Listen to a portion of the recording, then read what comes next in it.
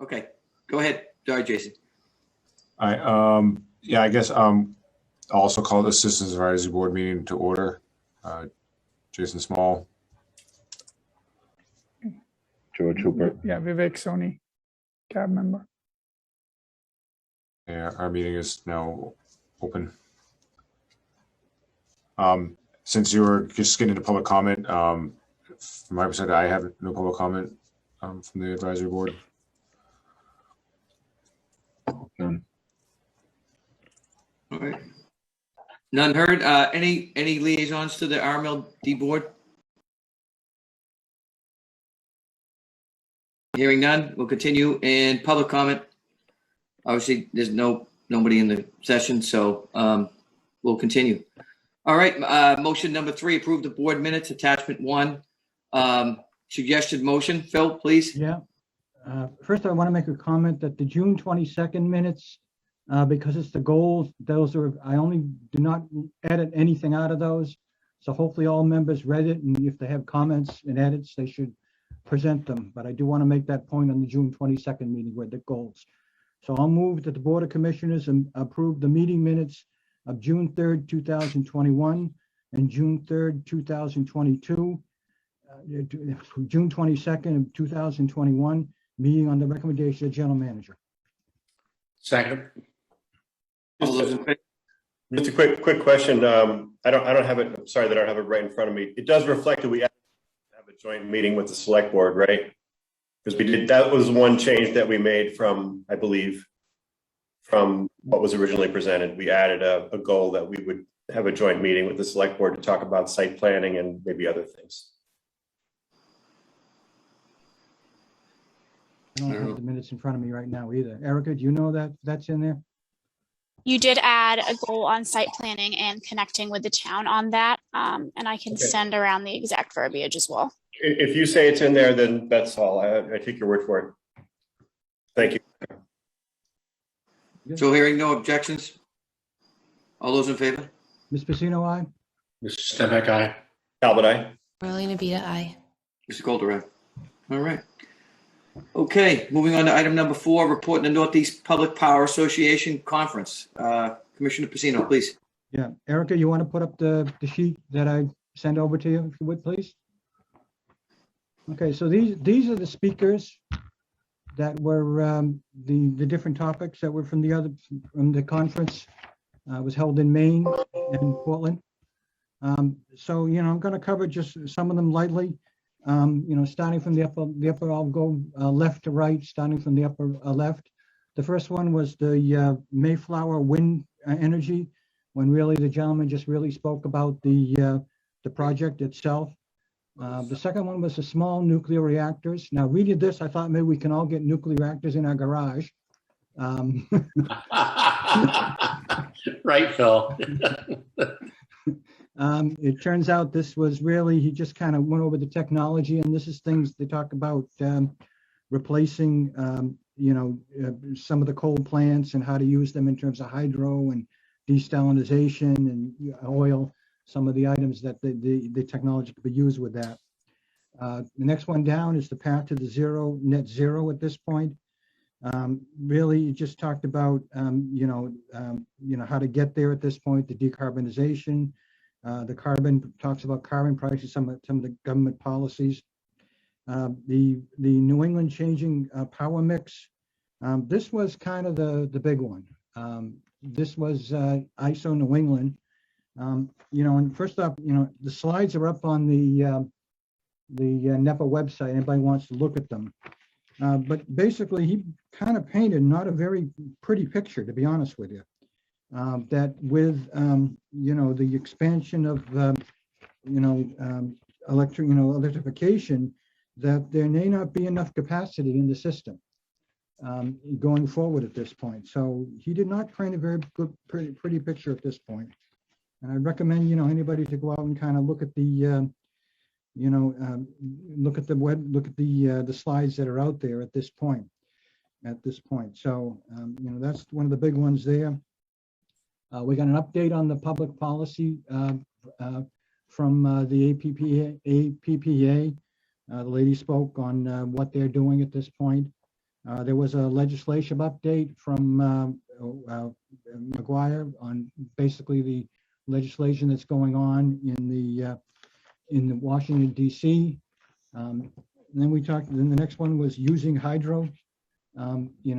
Basically a presentation. Basically, in terms of the one major takeaway that I took from this is that hydro is very much to be used in heavy trucking. And that seems to be the message that I took away from this thing, that it's very much in heavy trucking at this point. So it doesn't seem to be as beneficial to other kinds, but it seemed to be different companies that are involved in doing this type of thing. And the last one is, again, the other big one, meeting tomorrow's electricity needs. You really talked about how to get there, the different slides, the future, how to move things forward at this point. So, and that was kind of the different thing. Other than that, is really one of the great benefits. I did a lot of networking with other managers and commissioners. I don't see the fellow from I don't know if the fellow from Peabody's in tonight, but he asked actually to be, to tune into our meeting. I don't know if he's in here or not, Mr. Hayes. So, and then I talked to a lot of vendors at this point too. So it was a good session. I enjoyed it. Very foggy weather, I must admit, but that's a whole other story. Okay. Very good. Thank you. Thank you, Phil. I know we know what ISO is, but the folks that aren't familiar, the ISO New England folks, they're the backbone. That's the transport side. So they're the ones that control the distribution and the power, the transmission side. So it's if they're scratching their head, it's hard enough on the distribution side, never mind on the transmission side. So that's interesting. Okay, moving on to the general manager's report. Colleen, if you're ready. No, I'm ready. I've got some things to go over. So I'm going to go over pretty quickly with everything, and then maybe we can save the questions to the end, if that's okay. All right, so I'm just going to roll right through it because I know Greg's got some slides to go over. So MEM announced the open and closed meetings for 2022. Only MLP managers and commissioners are invited to the general meetings that are held that are closed. So when tomorrow, Erica will send you the email. Similar to my thoughts on attending the NEPA conference, I continue to encourage attendance to improve communications and to allow the MLPs to be more responsive of everything that's happening. So policy, just as a reminder, policy 19 requests that the chair nominate board members for representation. Keeping in mind the open meeting law, if a quorum is anticipated, no deliberation is allowed. And Erica will send the excerpt from the open meeting that we just kind of had for the last webinar on members of public body attending a conference, training program or event. So you'll get that tomorrow, and then I encourage you. I go to most of them, so hopefully I'll see some of you there. But you'll have to have a discussion about that. The Mass EVIP EV Grant Award for charging stations scheduled to be installed in Reading, at the corner of Haven and Main, and the public library, and in the town of Wilmington at the public library and the town hall. The RMLD received today quotes for the charging equipment, which will be awarded to Voltrek. The bid for construction has not gone out yet. The RMLD is waiting for the signed license agreements from each of those two towns for RMLD to install their EV equipment, as well as the specification drawings that PLM Engineering is helping us draw. Hamid and I are scheduled to attend the Board of Selectmen meeting, as well as the library trustee meeting, which is both on October 12th, where we'll give both of those boards updates on that in the town of Reading. So it's pretty exciting. I will be asking you, if this goes forward, if from bottom line money that the RMLD can adopt the island in front of at Haven in Maine. Once we put our EV charging in, I would love to be able to beautify that. But I would need a vote to use bottom line spending since it's not directly related. I mean, it's kind of related when I install it the first time, but after that going forward, it's not really related to our business. So I would ask, similar to at the end of the street, if that's something that you would consider, but I might ask for that next week as we move forward. The town of Reading held a Green Communities, was part of a Green Communities panel discussion last night. I know a couple of you were there.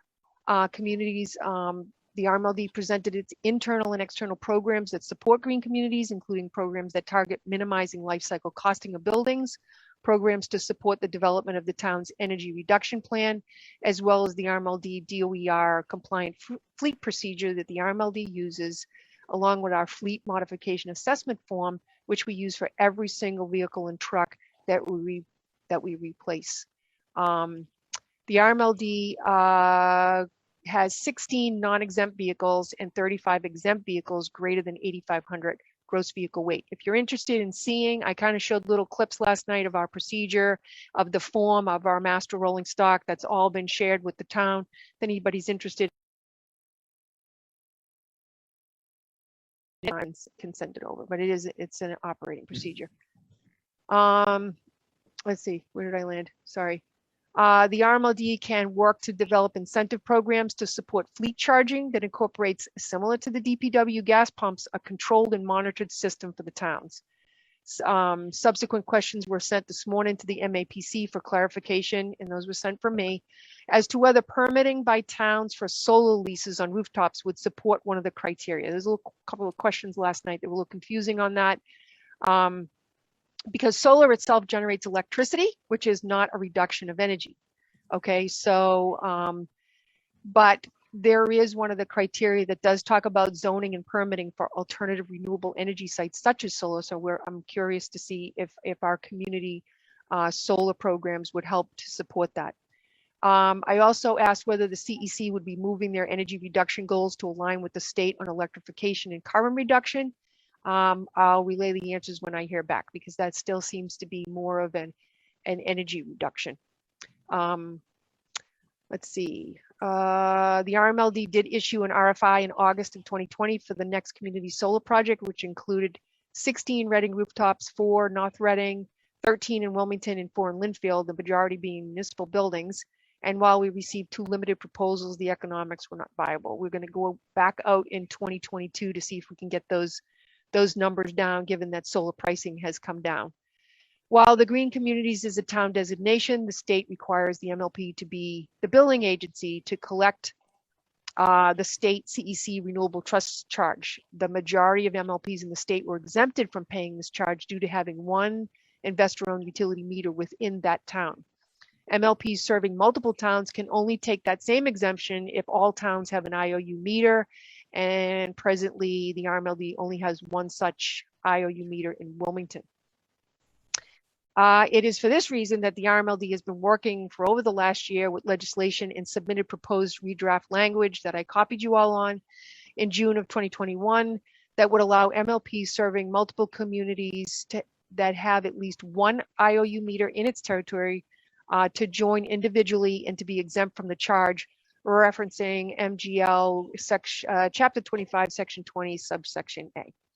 Therefore, and in the absence of any word from legislation on that bill as of this afternoon, when I checked, the town of Reading will most likely be seeking approval, or they may have already from their governing bodies, and request the RMLD's BOC and the CAB under the 20-year agreement to act as a billing agency for the State Clean Energy Center and implement such renewable trust charge to all 4 towns, regardless of whether each town seeks a green community designation.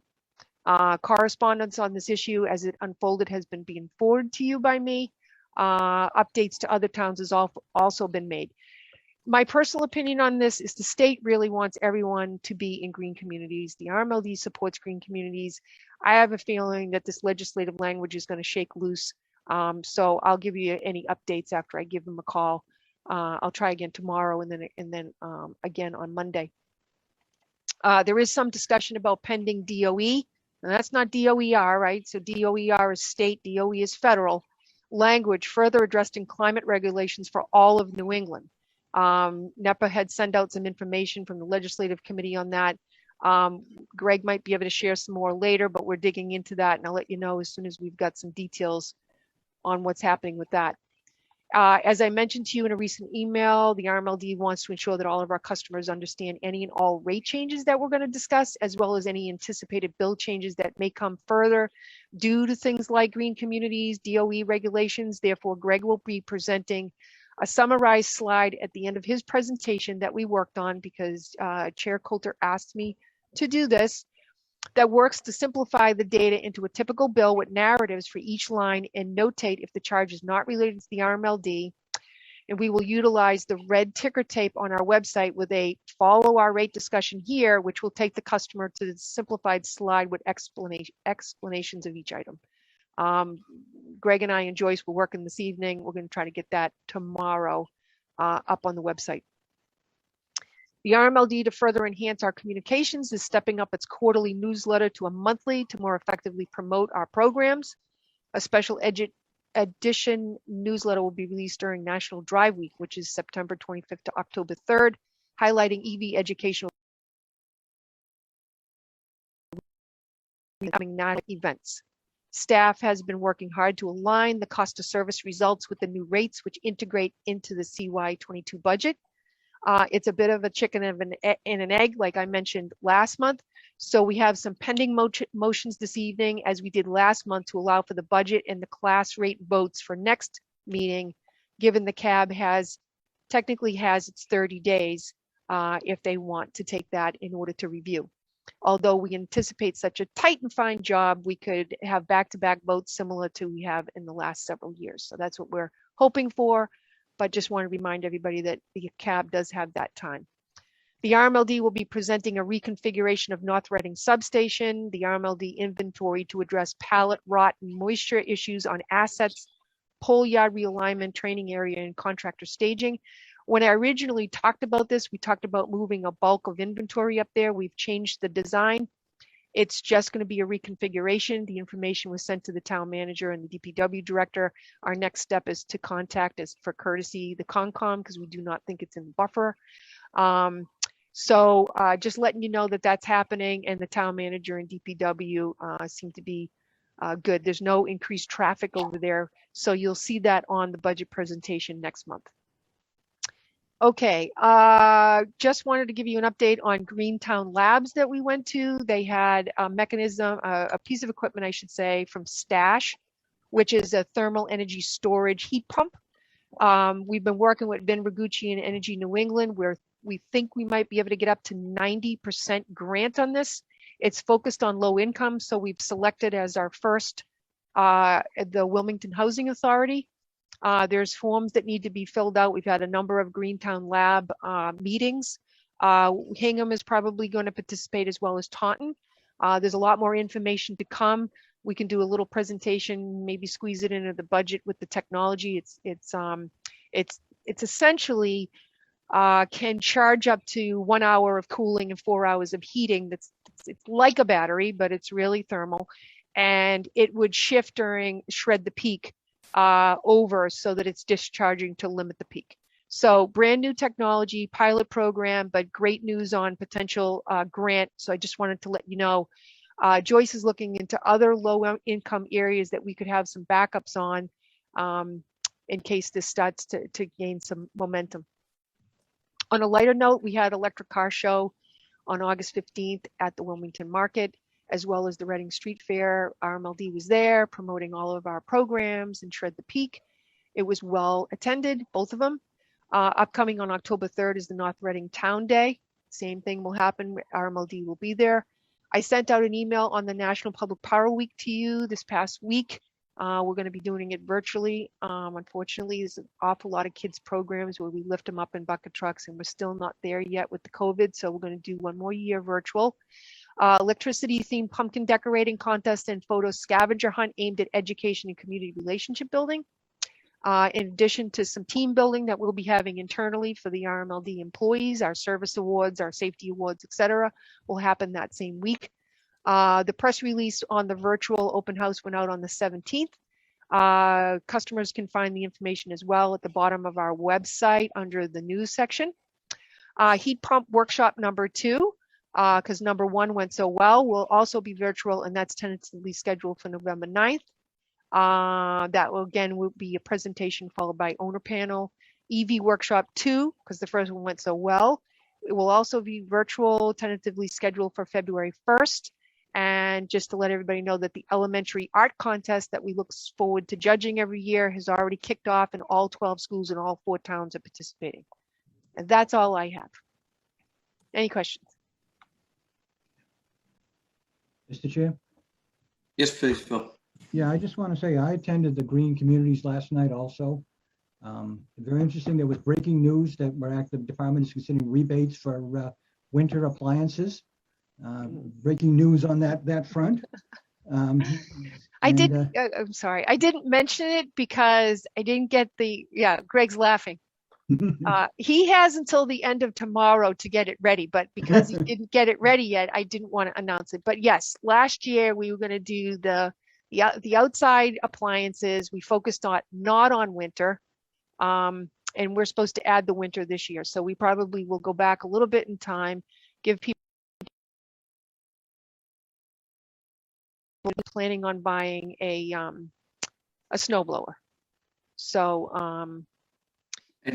yeah, but that's what? That's a spoiler alert. You got to give us until next week. I'm sorry. Electric powered snowblower. I can see the lawnmower, but I haven't seen the electric powered snowblower yet. But that's got to be good, right? Yeah. Got to be good. Was it like 800, car batteries to hold it down while it drives through? That's slap. Okay. It'll be there. Yeah, Greg, Bob will submit the second rebate. I'm sure of it. Yeah. It won't be published until next Friday. Just to manage your expectations. Yeah. Thank you, Phil, for that hot breaking news announcement. We announced it last night, so I know. The other thing too I want to mention is the town talked about this is the second phase when Noresco. I hope I got the name right. And basically they're talking about somewhere a little bit under $5 million, like 4.9 million. And they basically anticipate that maybe it'd be paid for. They're going to bond it and basically pay for it over based upon the savings it's going to have in electricity. So on the usage. So just want to kind of put that word out too, that that what they're proposing to do. So all right. Thank you, Phil. Okay, moving on to item number 6. Greg, you're on. All right. Well, good evening, all. I'll make this professional, but not overly formal. I'm going to share screen and make sure I share screen number 2. Great. All right, you guys should all be able to see title page. Yes? Yeah. Great. Okay. So obviously during the past several sessions, we've been doing a lot of discussions relative to components of rates. We talked about the A3 rate. You guys approved that. Thank you. Last session, we started talking about the renewable choice. We'll talk a little bit about that in more details later on. But this evening, so the finance team with Wendy and the IRT team with myself, and then with some input from the E&O team, we've been trying to coordinate what will probably be a pretty close summary in terms of what the rates would look like to support the 2022 budget. So that's what you received yesterday. I'll walk you through a couple of key slides. I wanted to have the details in the package together for you from the perspective to give you a little bit of context so it wasn't just a bunch of numbers. But I'm going to really focus primarily on slide 7 from the rate perspective, and then slide 14 from renewable choice. And then we'll talk about a power supply opportunity in the solar space that I'm going to seek approval on. And then one more rate change is kind of small. And then I'll finish off with that one charge. So I'll be fairly quick. We can pause as we go along if you want to ask questions. But what I'm trying to do here with the rate discussion is give you kind of a summary of where things are going to end up. So in that rate discussion, I always start with goals and objectives. Those are in the slides. I'll talk about those very briefly. I'm going to walk you through the rate summary, or the recommendation summary, the rate summary. And then there are some different class examples in there. I'll probably take 1 or 2 of those, walk you through those, and then get to renewable choice. Just, before I go into the context, we're not specifically asking for a motion to approve the rates tonight. If you decide you want to do that, that's fine. but we didn't propose that because what as Colleen mentioned, the chicken and the egg, typically the budget goes first and then the rates go into fill, because remember the intention of the rates is in the upper left-hand corner, right? They're designed to cover the cost of providing service. But with the work that Wendy's been doing over the past more than a month and a half in terms of collecting all the input from the groups, she has a pretty good idea of what that's going to look like. It'll be finalized for the next meeting, but we basically have tailored the rates to hit that cost piece. The key takeaway on this particular slide, this is what we talked about before. I'm not going to go through it in detail, but the one key contextual piece that I want you guys to understand is you're going to start to see a little bit in 2022 and then a little bit more significantly when we get to 2023 next year. But the climate bill and the compliance for the climate bill, that's the Massachusetts bill, that is a primary driver of upward transition of the transportation and the building sector from fossil fuels into electricity. So that's pushing load up. And then the second big component of the climate bill was to mandate increasing portions of the power supplying that electrification to become from non-carbon sources. And that's what we went through back in the springtime with our Policy 30 Rev 1 stuff. So just when we go through here, the growth are fairly, nothing's extreme in this in 2022, but I also want to set the stage of what's coming down the road. So if you can interrupt me with questions, but this section and this section, desired outcomes, not much change from before. I kind of mentioned the comment about generation within territory is very important. And one of the comments that Colleen mentioned earlier in her summary is that we want to do as much as we can to try and get generation within our territory. Solar is the one opportunity we have for now. As Commissioner Pacino mentioned, nuclear backpacks and hydrogen are probably not going to be a near-term solution for us. So solar is going to be the really primary one, and we're going to work aggressively. And you'll see more and more of this in 2022 and 2023, and therefore and onward. An aggressive push to put solar wherever we can in the territory. And obviously, when we did the ECC adjustment last month, a portion of that was for solar rooftop pieces. So, and the reason why that's all important is, as you remember, right, about 40% of the cost of our total RMLD cost is capacity and transmission. And if we are generating within our territory, those two components don't apply. So that's part of the reason why we're trying to do what we can. Now, the reality is, if we do everything we possibly can, we might be somewhere between 5 and 10% short of doing some yet to be defined hydrogen, whatever. Short of any of that, the solar piece of it might be 5-10% total, just to give you guys a concept. But we still want to capture that 5 to 10%. So keep in mind that the things we're doing here are basically really focused on generation within the territory. And then obviously the electrification, and you can see that in some of the bold text, we want to really absorb as much of the electrification, as much of the load growth during non-peak hours. And as we talked about last time, EV is a great example where that A3 rate is really intended to encourage people to charge overnight and not charge over the course of the day. So our load curve, as opposed to being a dip at night and a peak in the afternoon, we're going to try and fill in that overnight peak. In just context, this is not news to you, but we really haven't had any rate increase since 2018, and that one was fairly modest, right? Fairly minor, and obviously the previous one before that was 2016. And I want to give you the overview of this one. Now, I purposely left this slide. This is slide number 6. I purposely left the details, not the details, but the summary in here to give you guys an idea of the breadth of rates that we have. And to note that the ones on top, that we're not changing those rates. The ones in the center box are the important ones that we're changing. And as you kind of look through this, those notes on the right-hand side give you an idea of what the key drivers were. I'll mention a few things as we get into the following slide here in just a moment. Excuse me.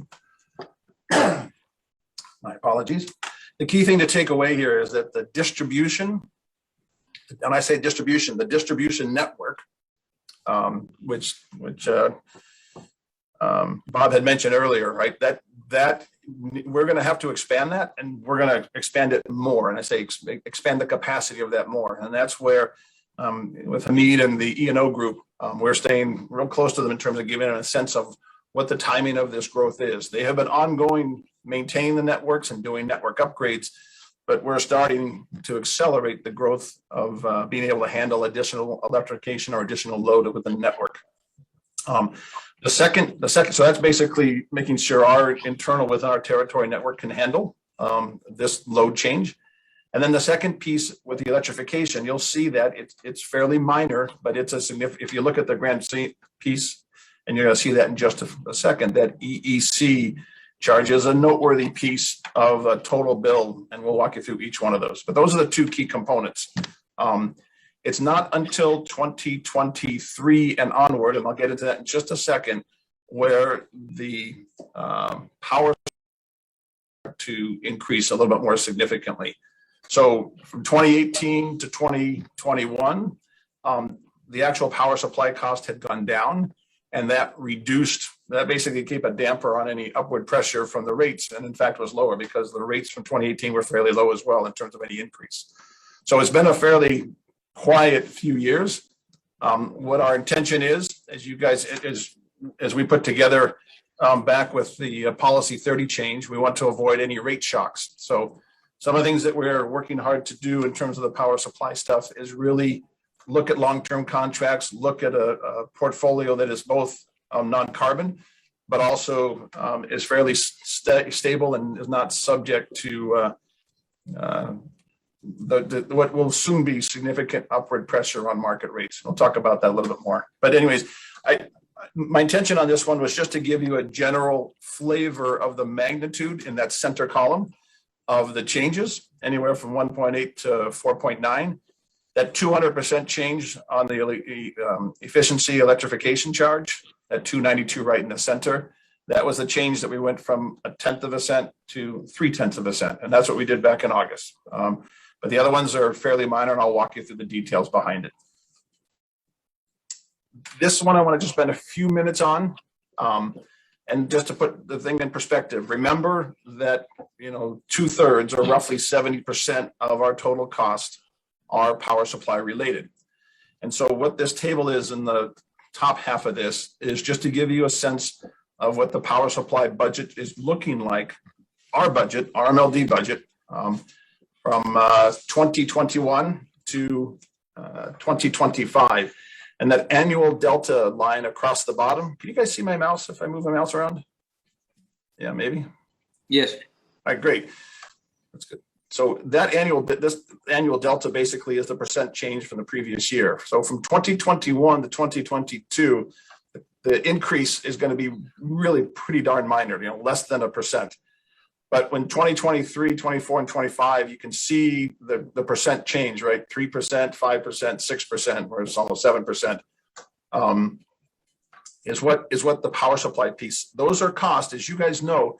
These power supply costs are passed through, right? We take the costs, we work hard to keep those numbers as low as we possibly can, for a whole bunch of different levers that we use. But remember, while those are going up, those are the rate increases that the customers will see over that period of time.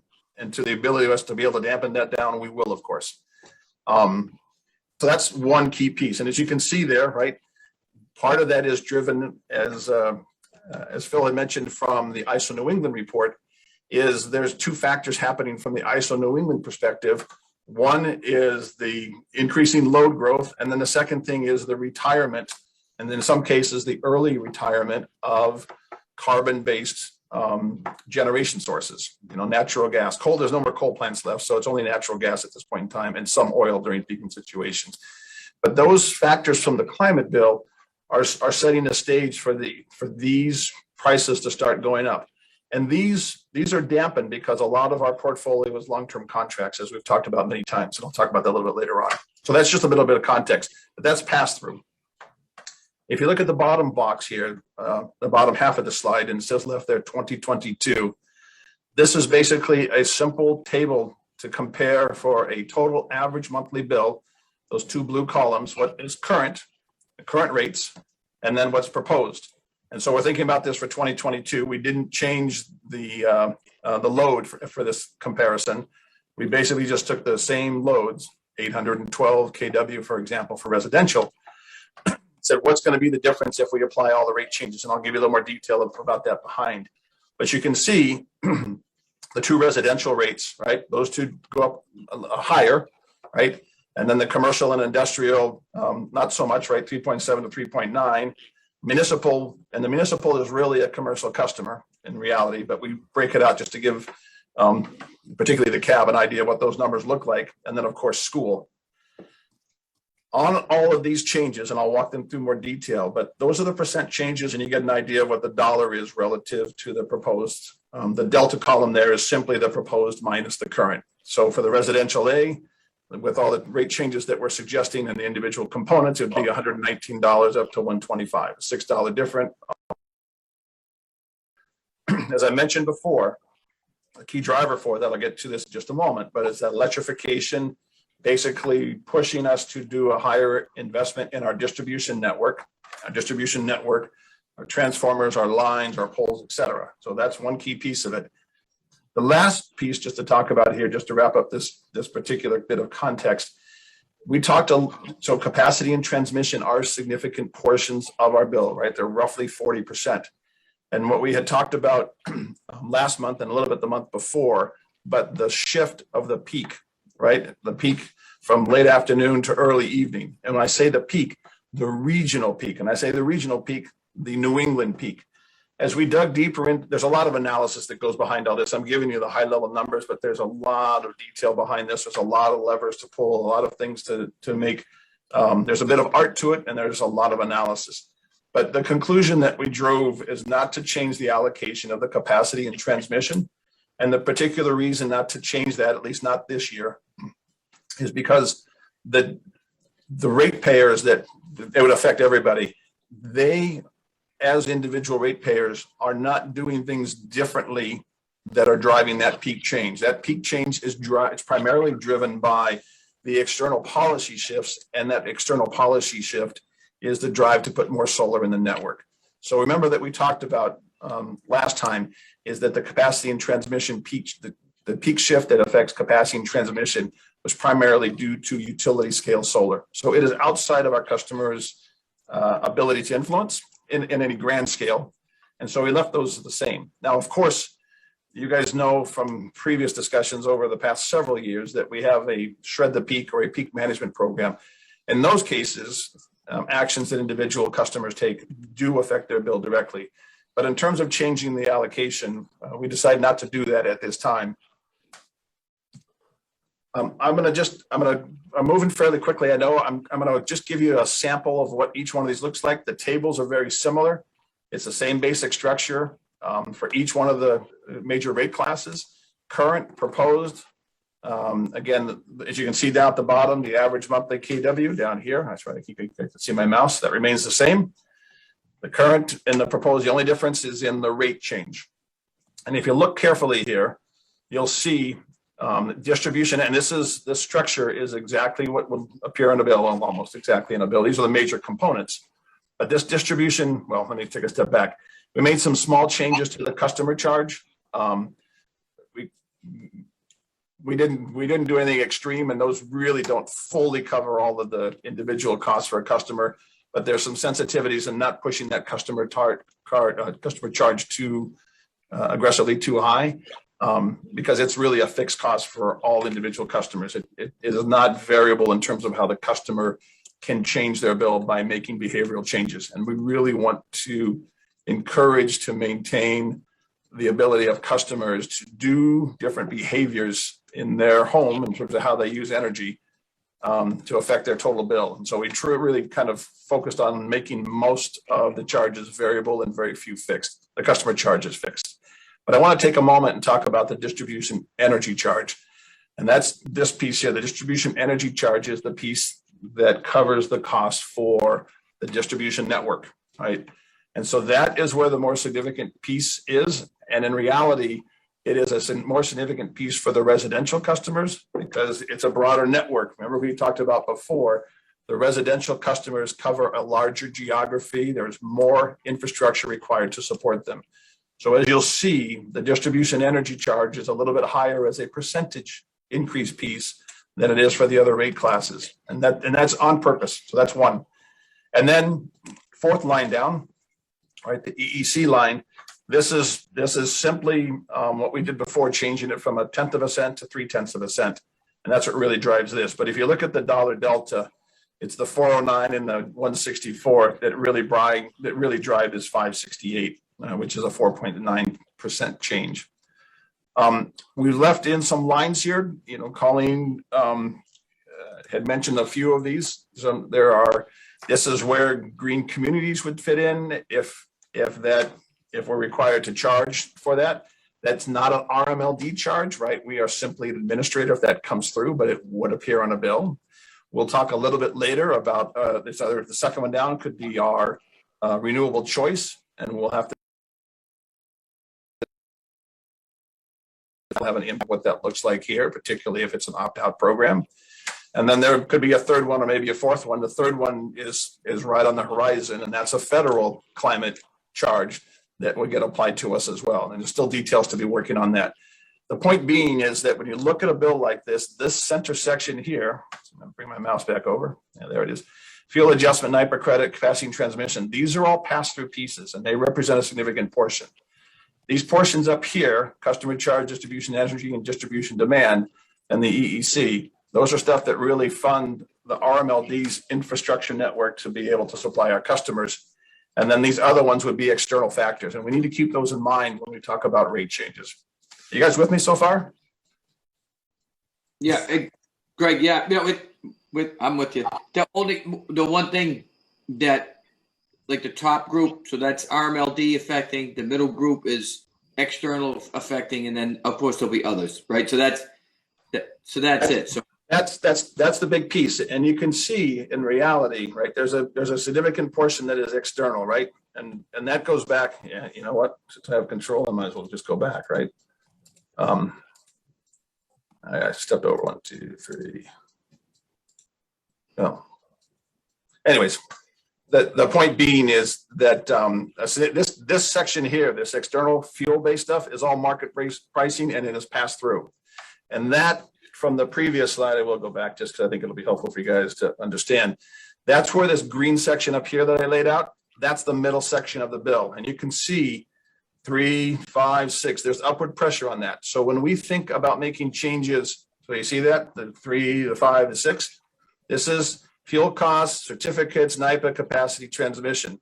And the reason that is important is that's this section here. This section here, fuel adjustment, NIPA, and cap and trans, there's going to be, not in 2021 to 2022, but after 2022, that's going to start going up with factors that are, I don't say outside of our control, but those are externally driven factors. So we just, as we think about rates, we want to keep that in the back of our mind. And then, as you said, the other, there should be 3 lines of other now. There'll be other ones, but those will also be on a bill.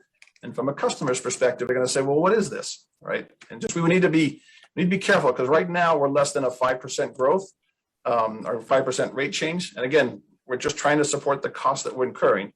But as we think, and I'm really realistically, I'm also just setting the stage for our opt-in, opt-out discussion in terms of how we think about that, because that could be a big piece that would fit into the other category.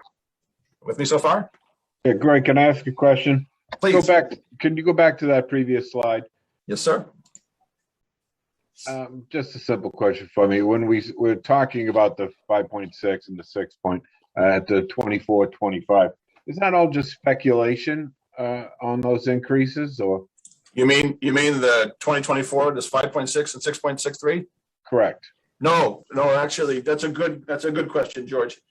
A good portion of our budget, of our power supply budget, our fuel cost, which is our energy cost, the certificates is probably a little bit more variable, but it's still relatively small, capacity and transmission.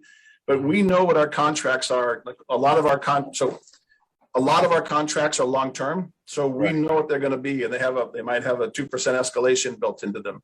And we're transitioning. Remember, we're doing a couple of new hydro projects, so and they're a little bit higher priced.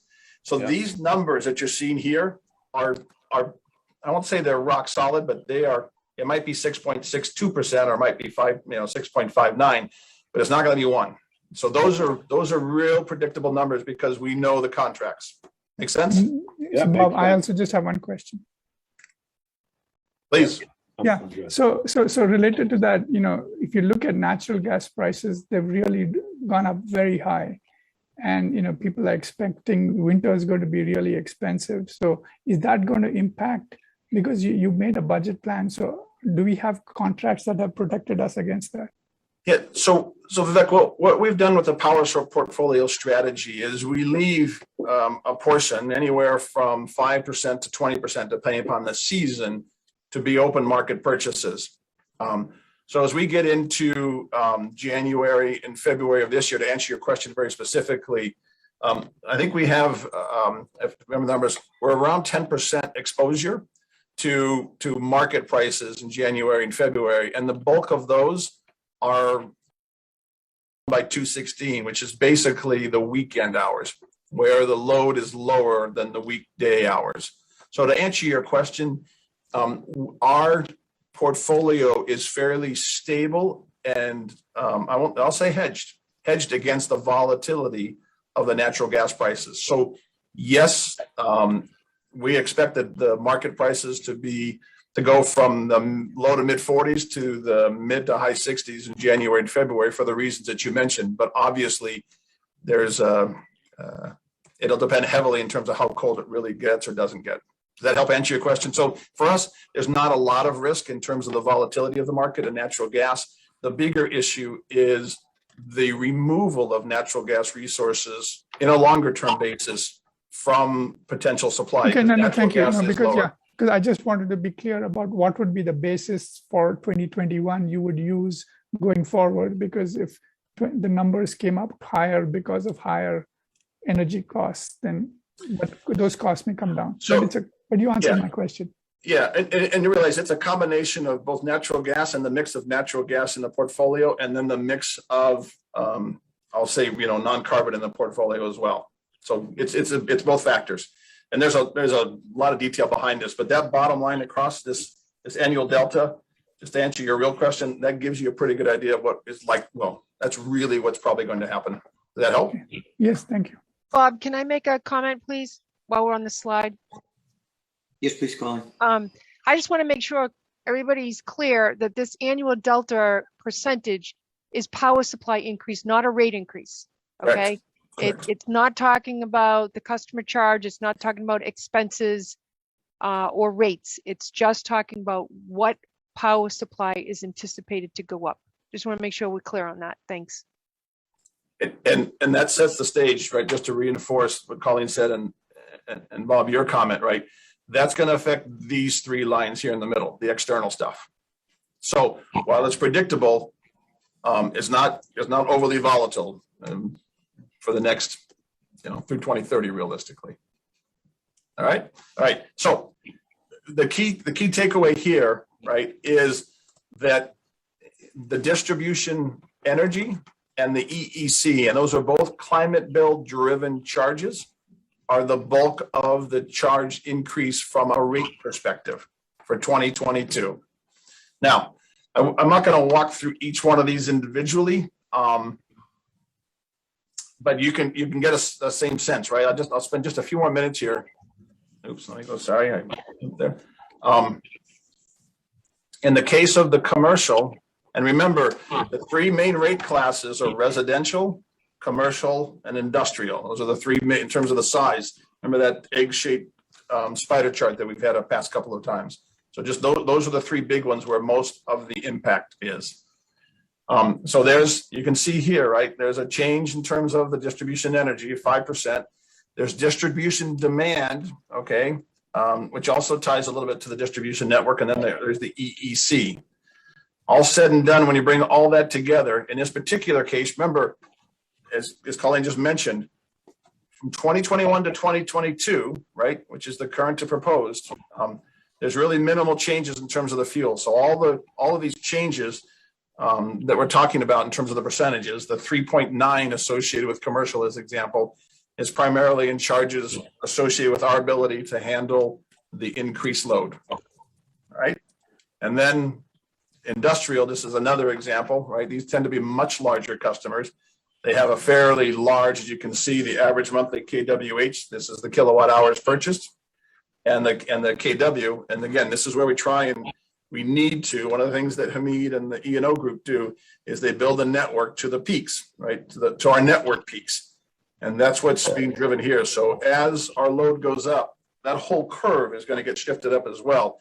So that's part of the reason why you're seeing some distribution demand costs go up as well, which applies to the industrial as well as to the commercial.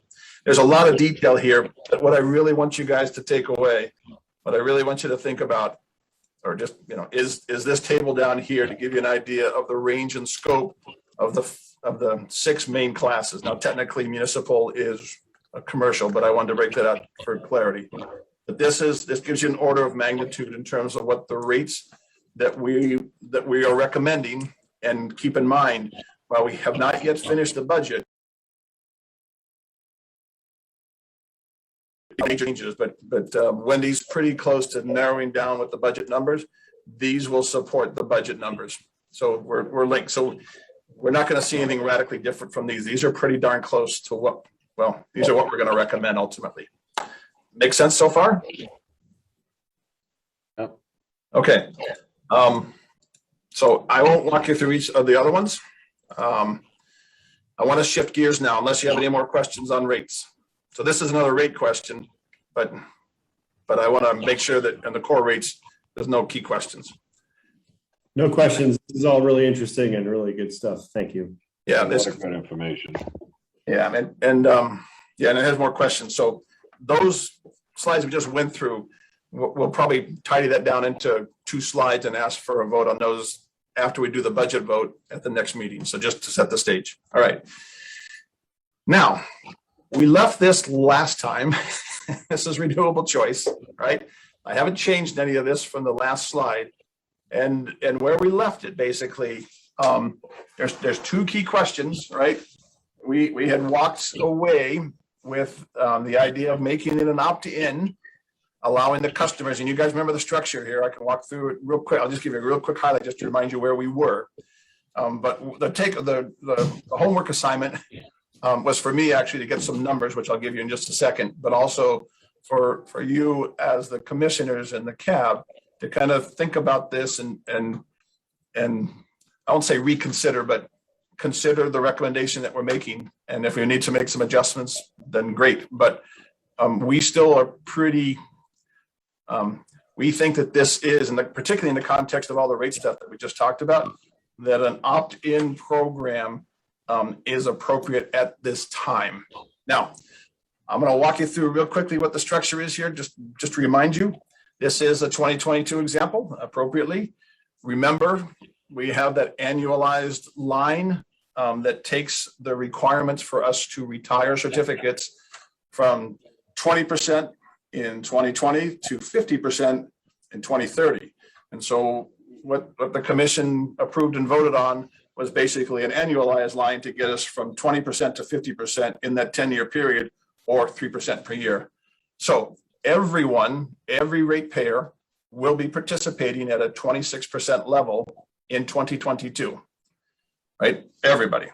So what we are going to offer here is an opportunity for those that want to go higher than 26%. And keep in mind that 26% increases 3% each year. So 2023, it's going to be 29% and onward till it gets to 50% by 2030. And that's part of our policy. And we did that for good reasons. We did that to make sure that we are compliant by 2030, but that we didn't create any rate shock between now and 2030. We didn't want to wait and do a flat line and then at 2030 go from 20% to 30%. So I think it's a great way to be stable. Yeah, go ahead.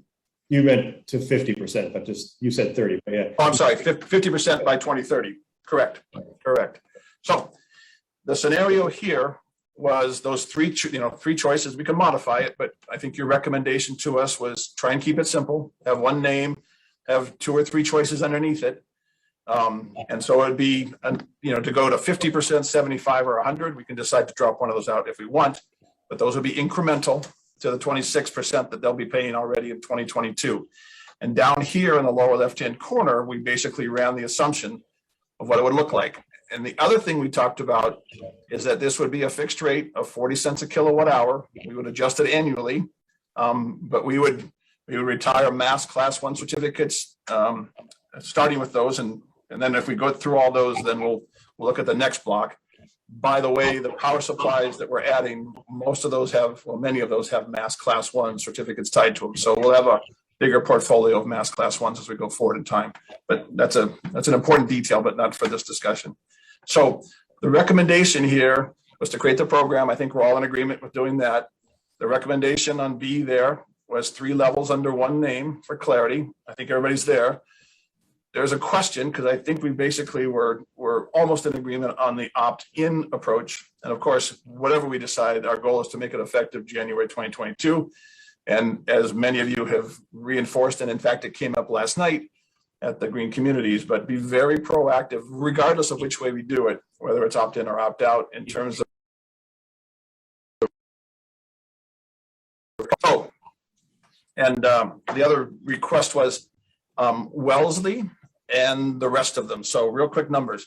Wellesley put in that they added the We Care program, which was an opt-out program, and it was a 4% applied to everybody.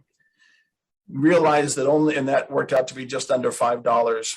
The way their bills are set up and the loads that they have, that works out to be just under $5 a month increase.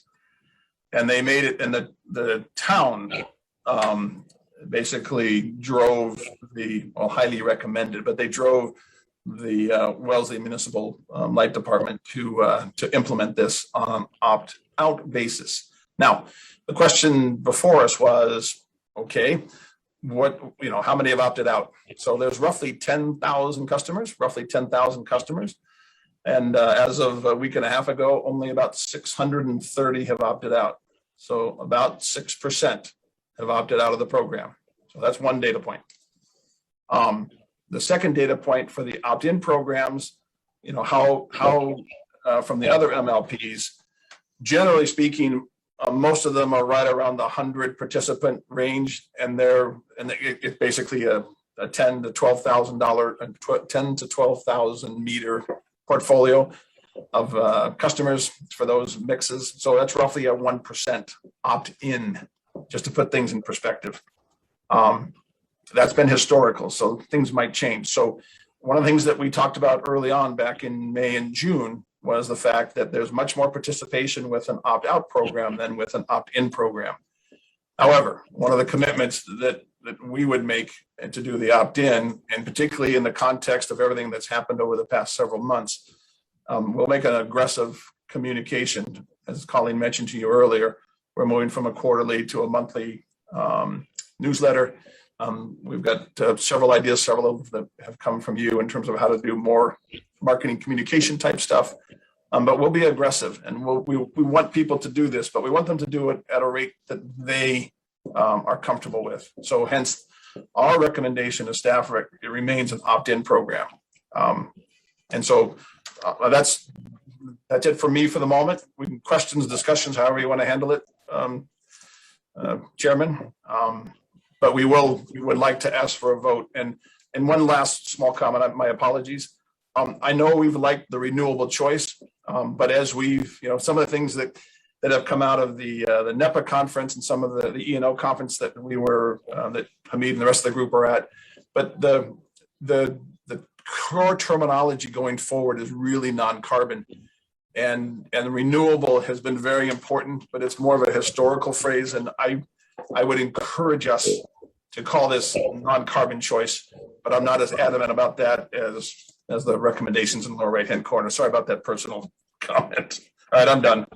Greg, can you clarify one thing, please? For the Wellesley, the $4, we're doing comparisons on 50%, 75. Yeah. Okay, I just want to make sure we're clear. The $4, could you please explain that? Because we're not offering anything for $4. So what are they getting for $4? Yeah, that's good. Thank you, Colleen, for the problem. The reality is that We Care program 85% of that is targeted towards specific projects. In particular, the first 15% is for a solar project that they're putting on one of their buildings, and they have not allocated the other 70%. Only 15% of that $4 is going to a program like this. So it's not really comparable. It's not really a renewable or green or non-carbon program. The We Care program that Wellesley offers. So that's a good clarification. The only difference, it's an opt-out program for doing projects. And in reality, what we will probably end up doing, because we'll come back, as I mentioned before, we will come back to the commissioners for approval to do more and more solar projects because we think they're beneficial to the ratepayers. But we want to get approval for them and not really put them into an opt-out program like Wellesley's doing. So we'd probably be a little bit more stringent in terms of really doing a apples to apples comparison of project-based cost that we would pass on to the ratepayers. Does that make sense? Okay. Well, Greg, but yeah, go ahead. Good job, Greg and Colleen. A lot of thoughts gone into this, a lot of great data, and the only question I have is about your terminology, your suggestion there that we change it. Since this is paying for mass class 1 RECs, that is renewable power as opposed to nuclear. So I think there's an argument for staying with renewable choice. That would be my feedback. Correct me if I'm wrong. And the only other question I have is, it says minimum 1-year commitment. Does that mean, so once I opt in, it stays there? I have to keep it for a year, but it doesn't sunset after a year, right? I only go out of if I call you and say, please disconnect me from this. You don't. Well, you know that. So on the first point, I think that's a good point in terms of renewable, because we're going to start with mass class 1s. I think that's fair. So I'll be less stringent, less passionate about the non-carbon. So good. On the 1-year commitment, we haven't figured out how to do it, but I think that raises a good point that that we have to figure out how to make it work logistically from our administration of the billing. But maybe we said that there's a 3-month window every year where they can decide to opt out for the following year. But once they're in, they're in. So they have to opt in, but they have to let us know to get out. I haven't thought about that second piece, but I think that might be a logical way to do it. I think this is a win-win. It's an opt-out for the opt-in, right? There you go. Thank you, Dave. That's a great one. That's perfect.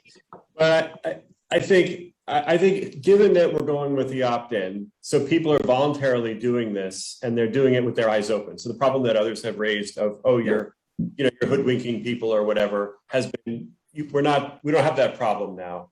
So and that's good. So I think with opt-in, I think once they opt in, they have to stay in a year. And I think you just go silent after that. If they want to come back at you and say, please take me off, then they also have to do the work to do that. I think that's a fair way to play it. I like that. Yeah. And a side note, the other thing, just the simplicity and clarity of the program. And again, it was with feedback from you guys as well and the work we did internally.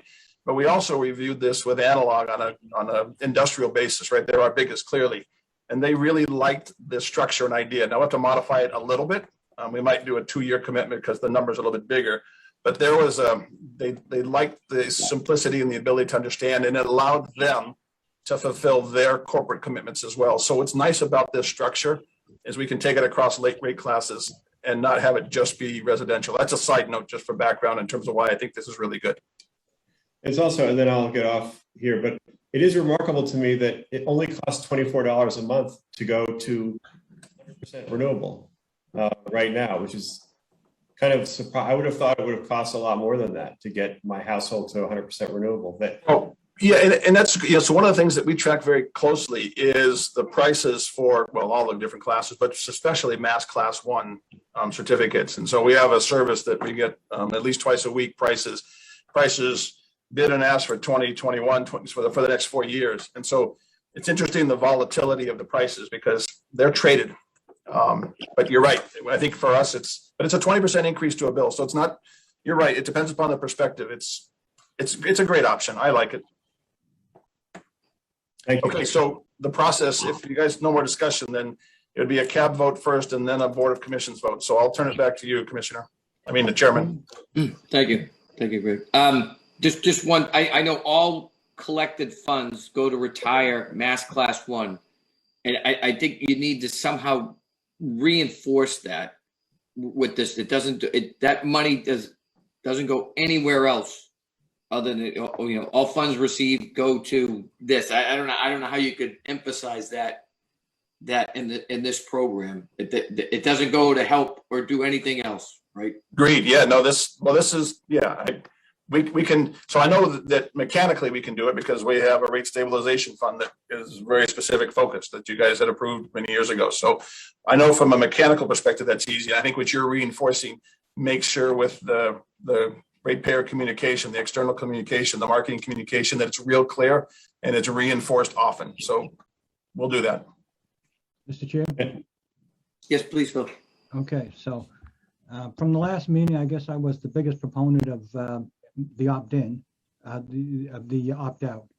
So one of the things we talked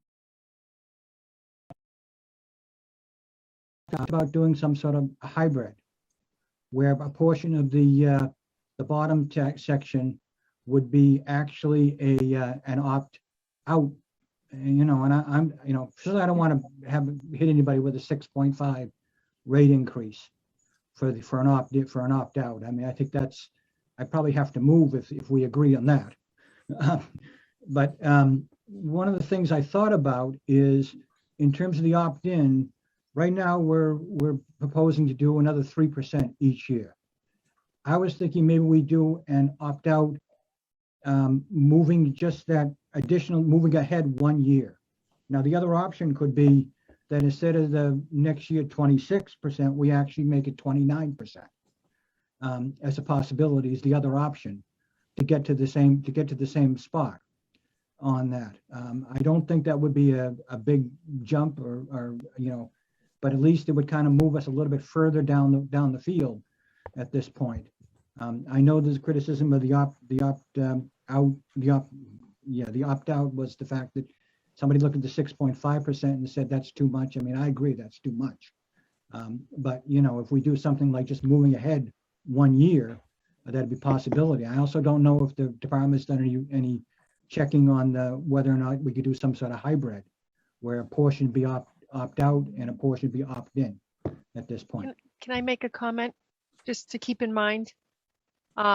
Some of the federal DOE legislation that might be coming may move that. So when we talked about a hybrid, we talked a little bit about, the 3% ratchet every month wasn't an opt-out, it's mandatory. So then this would be the opt-in. The DOE might be escalating the ratcheting from a New England legislative move. That's what we're trying to focus on. So I think this is a great program. We put a lot of effort into it. I do want to wait to see, the DOE is supposed to be signing something this week or next week, and just take the impacts, cautiously. Okay. Greg wants to talk. One option, Phil, maybe what we do is we put this program in place, and then when we, a year from now, when we're doing the 2023, maybe at that point in time, when we get a little bit of better sense in terms of how the opt-in's working, maybe at that point we decide to shift it forward 1 year, so that in 2023, instead of being 29%, it'd be the 32%. But I think that from an administrative perspective, I think the hybrid will be difficult to explain and equally challenging to implement. But I think the lever of potentially shifting ahead 1 year as an option is the simplest way to do it. But I would encourage us to wait till next year before we decide to make that shift. That's a suggestion. Good. Well, at this point, Jason, I'd hand it over to you because this is a cab recommendation at this point. Mr. Chairman, just to answer Greg's comments there, I'm still like to see the opt-out. I don't know how Marlena feels about this. This is one of her issues from the beginning. But I can actually accept maybe what Greg just put forward at this point, that we see how this works, and a year down the road, we come back and we visit this at that point, at this point. So, okay. I don't, Phil, at this point, do you want to do a motion on that? Well, the CAB's got to do their motion first, so, and then we can, I don't know if we need to do it. Yeah, well, let the CAB do their motion first at this point. I think would be the way to do it. Okay. At this point, I don't want to overstep them, if you please. George Evip, do you have any questions or any other comments? I'm just wondering if this is more discussion that we need to kind of look into. Before this, I was.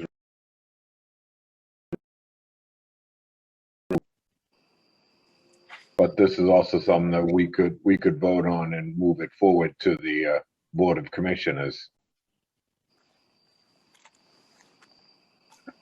I'm fine moving it forward. Okay. I'd entertain a motion to. I'll make that motion. Motion the move the Citizen Advisory Board recommend that the Board of Commissioners vote to accept the General Manager's recommendation to establish a new renewable choice rate effective on billings on or after January 1st, 2022 per the MDPU 294 rate sheet. Second. All right, roll call vote. George Hooper, aye. Vivek Soni, aye. Jason Small, aye. Motion passes 3-0. Excellent. Okay, Phil, I'll make the motion, and then if you want to amend the motion. No, I'll make the motion. That's fine. Okay. Okay. Move that the Board of Commissioners, on the recommendation of Citizens Advisory Board, vote to accept the General Manager's recommendation to establish a new renewable choice rate effective on billings on or after January 1st, 2022 per the MDPU 294 rate sheet, and that further that the rate be reviewed 1 year before the next effective year. Second. All those in favor? Mr. Stenbeck, aye. Marlena Beta, aye. Talbot, aye. Mr. Coulter, aye. Cool. Phil, I don't think we heard you, Phil. I said aye. Okay. Okay. Great. Okay.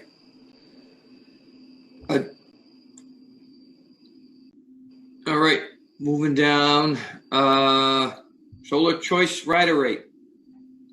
Greg, if you could, please. I apologize for not having a little more detail on this. This is a small point. Anyways, we have in place right now a solar choice program. It is basically a community solar program. And when the program was first set up roughly 3 years ago, there was a new participant setup charge that was $60. And at this point in time, that program origination or that program setup, the whole program setup has been paid. So we really only need to charge a customer setup program at this point in time for any new customers that join the program. The program, the Solar Choice program, has been fully subscribed for the past 3 years. And there's basically about 12.5 openings due to people that have moved away that were participating. So we have an opportunity to add roughly 18 to 20 new participants into the program. But just to be fair, we want to change that $60 one-time initial fee to $30 for a one-time initial fee to be part of the Solar Choice program. So that would be a fee that would be charged once they sign up for the program, and then they go through the program on a regular basis. So this is really just changing a $60 start fee to a $30 start fee. It's meant to be pretty simple. I'm sorry I didn't write something more eloquent, but that's the bottom line. Any questions on it? None heard. Jason, hand it over to the cab.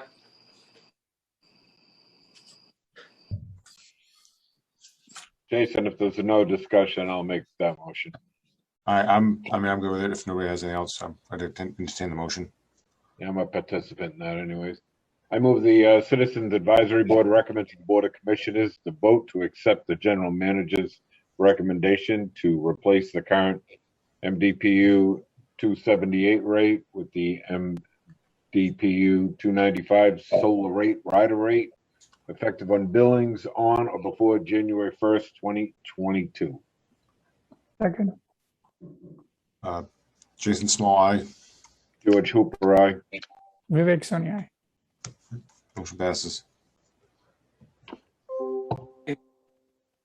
Phil, if I could please ask you to make the next motion. Motion, Mr. Chair. Yes, please. Move that the Board of Commissioners, the recommendation of the Citizens Advisory Board replace the MDPU 279 rate with MDPU 295 solar choice rider rate effective on billings on or after January 1st, 2022. Second. All those in favor? Mr. Pacino, aye. Sinek, aye. Albert, aye. Coulter, aye. Marlena Beta, aye. All right. Everything passes. Greg, handing it back over to you. Okay, last topic. Thank you all. As you guys know, from the earlier discussions, we continue to fill the power portfolio going forward in time. And obviously with all the stuff we've talked about and we've mentioned in the past, we are actively looking and continue to, but this is the first of a couple solar PV opportunities for us to participate in. This one it's fairly early. We're going to be asking for permission to move forward with this, to basically execute a contract. There's due diligence that has to happen on it, et cetera.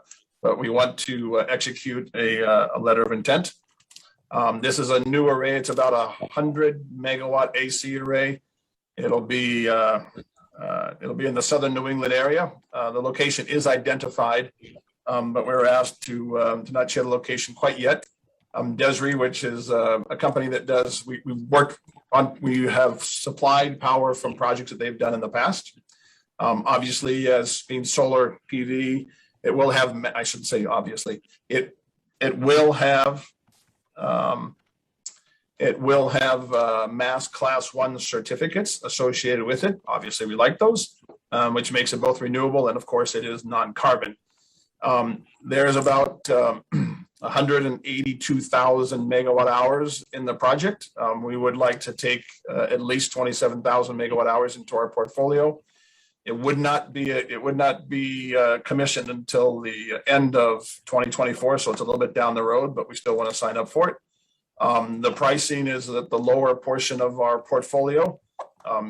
As you guys know, because it has the certificates and it's green, it tends to have a price premium. The price premium is about 50% higher than our current average portfolio. But it has the attributes associated with it, which are the mass class 1 certificates. So it is actually a very well priced opportunity. And so just to also give you an idea of what it would look like. One more.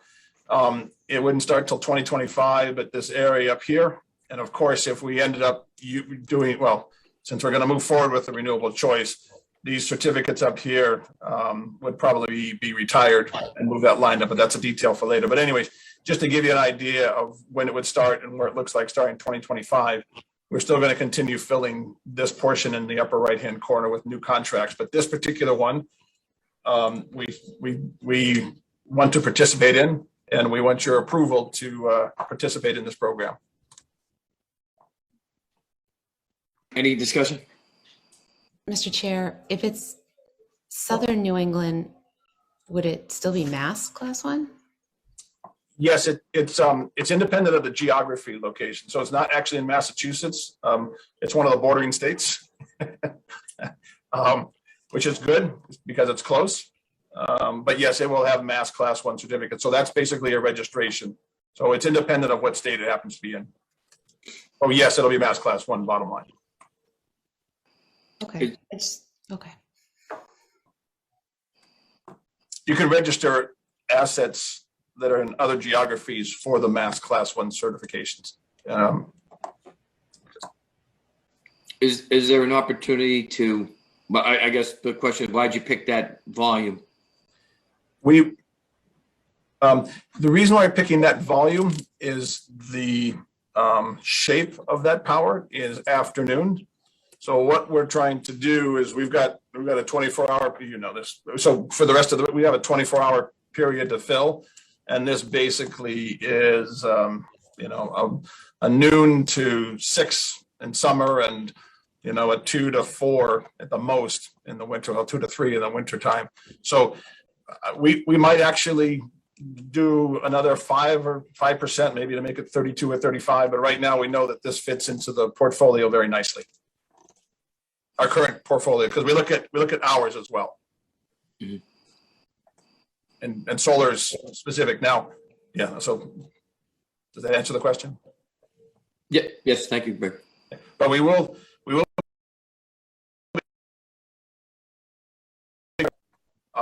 solar PV programs that we will come back. They're not quite ready to present, but next meeting we'll probably have one, maybe 2 more to add to this one. We like the idea of kind of spreading a little bit of risk around too. So different geographies, in case it's cloudy or stormy in one area, it's not in the other. Is this approved, do you know, right now? It is approved. They're working on the interconnect study.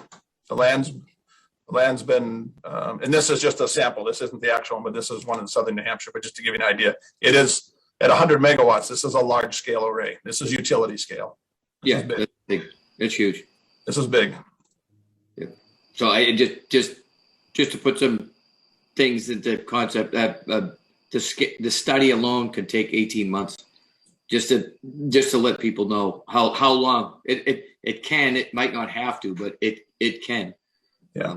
Most likely, you're going to need a brand new feeder from something to supply this. From out of this is significant. Yes. Okay. Is there any more discussion? Hearing none. Jason, if I could hand it over to the cab, please. If there's no discussion from the cab, I'll entertain a motion. I'll make that motion. I move the Citizens Advisory Board recommend to the Board of Commissioners that they vote to accept the General Manager's recommendation to execute contract with DE Shaw Renewable Investments for energy, including associated certificates from a to be built solar facility in southern New England. Vivek, you're on mute. Sorry about that. I second. All right. Jason Small, aye.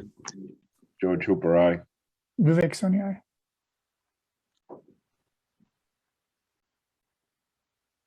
Hearing that the motion passes. Phil, if I could please ask you. A quick question for Greg. There's no negative publicity or anything that's involved in this that you're aware, that we're aware of? We don't want to any problems? Yeah, so what we anticipate is we will do the due diligence that we are doing now on these renewable projects. So we won't proceed without that due diligence completed. But right now, it is large scale. There is not, to our knowledge, any issues associated with clearing trees in particular. It is on the Connecticut-Massachusetts border area. So it's close from a transmission perspective, which is it's a small cost related piece. But yes, so none that are known of right now, but we will stop if we come across any. There are other solar projects to pursue. This one happens to be particularly well priced. Okay. All right. You ready, Mr. Chair, for the motion? Yes, please, Phil. Okay. Move that the Board of Commissioners, on the recommendation of the Citizens Advisory Board, vote to accept the General Manager's recommendation to execute a contract with DE Shaw Renewable Investments for energy, including associated certificates, from a to-be-built solar facility in southern New England. on the recommendation of the general manager also. Second. All those in favor? Marlene, Patino, aye. Mr. Stenbeck, aye. Mr. Mulder, aye. Passes unanimously. Okay. On to scheduling. Jason, I'll defer to you first. Okay. In October, we need to have a meeting to review the budget. I think we're gonna get it in the next week to review, and then we have 30 days. So, looking here, it looks like the commissioners are potentially having a meeting on October 21st, so we probably don't want to go on that same night where we're doing both budgets at once, and that takes a little while.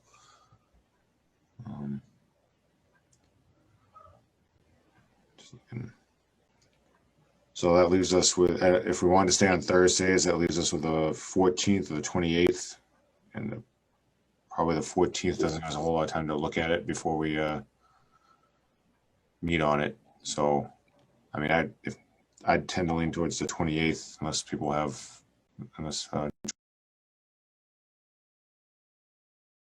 My question would be, we would need to send the budget to the board, right? So we would need to go before then. From a scheduling point of view, what's the timing that the board needs? I think they would get it. We would review it in October, and they go through with their meeting in November. Is that correct, Colleen? You know, we've done it together in the past. We've done it separate. I mean, I don't know about the October meeting for the board. If you were going to meet at the end of October, maybe the board could move their meeting to the 1st of November. We could have it the following week. I mean, the other option is we don't go on a Thursday and we pick a Monday. I don't have a problem eating on a Wednesday either, so either one where we're not doing a joint meeting. Okay. Does it have to be it does not have to be independent meetings. We could both meet on the same night to review the budget. Is that correct? Or they could meet on October 20th, Wednesday, October 20th. Yeah, we could do the 20th and then send it. I would give them just about 30 days, but. Okay. Yeah, I can do the 20th as well. Yeah, works for me. The 20th works for me.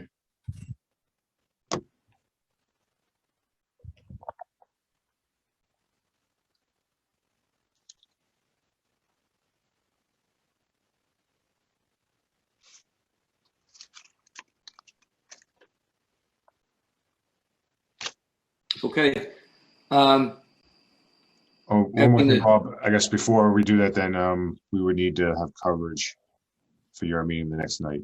I think both George and you've done the last couple, I believe, when we weren't joint, right? So I'm sure it's probably me. That sounds good to me. Not that I want to volunteer myself, but in essence of fairness. Yeah, I think you should do the next few. I think I'm okay for that. Okay. So Jason will be in, and then on the Board of Commissioners meeting, if there's any objections to Thursday, the 21st from anyone? Question, Mr. Chair, are we going to be remote still for the foreseeable future, or where do we stand on that at this point? I have not seen any direction from the Reading Board of Health, saying that, we can return. I don't believe Reading Board of Selectmen has returned to a live meeting. Mr. Chair, if I may, I know that Yes. Wilmington is October 1st, public buildings, people are being required to wear masks again in the building. So I don't know how that's going to affect Reading, but I'm comfortable this way right now. I thought it was a governor's exemption, and they gave an extension through September. So I guess there's still a week left for them to either extend it or end it. So if they don't end it, if they end it, then we'd have to be in person because the exemption would have expired. I think the exemption went through to 2022, but I'm not 100% positive. I can check. I think you just got voted to take care of all that, Erica. I'm on it. Thank you. Mr. Chair, on the 20th, I will be on a plane at that time, so I will not be able to make that meeting. The 20th is for the cab, John. Oh, I'm sorry. I misunderstood. Thank you. Yeah, we're talking, the 21st would be the Board of Commissioners. Okay, that'd be fine. We can helicopter you in. Right. Wear your mask. Parachute in, you know? So I'm going to be mobile on that meeting, but I could attend that night. So I have no problem with that night. okay. So that we'll set that as the next meeting night. And at this point, Jason, I'll hand it back to adjourn the meeting. The cab. I entertain a motion from the cab to adjourn our meeting. Move that the Citizens Advisory Board adjourn regular session. Second, George, George Hooper, aye. Vivek, Vivek Sunny, aye. Jason Small, aye. Motion passes. Phil, if I could ask you to Move that the Board of Commissioners adjourn the regular session. all those in favor? Ms. Pacino, aye. Mr. Stembeck, aye. Skolter, aye. Marlena Beta, aye. All those in favor? Okay. No executive session tonight, correct? What? Is there an executive session? There's no executive session, no. No. Okay. Excellent. We're done. Record breaking speed. No, Thank you, Greg. you're not record breaking. Yeah. Well, for us, First on the for us, commission, the meeting went 1 hour. That was it. excellent. Well, thank you, everybody. Thank you. Great Bye, information. everybody. Have a nice night. Thank you. Take care, everybody. Bye-bye. Take care.